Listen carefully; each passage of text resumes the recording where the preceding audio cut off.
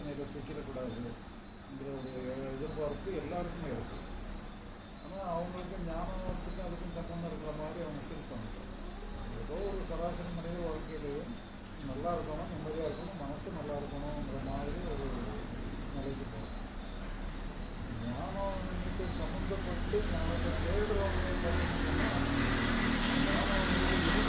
நீங்க மனசுலையுமே ஒரு ஞானத்தை தேர்ந்த ஒரு பிரம்மாண்ட ஒரு அம்சமாக இருக்குது.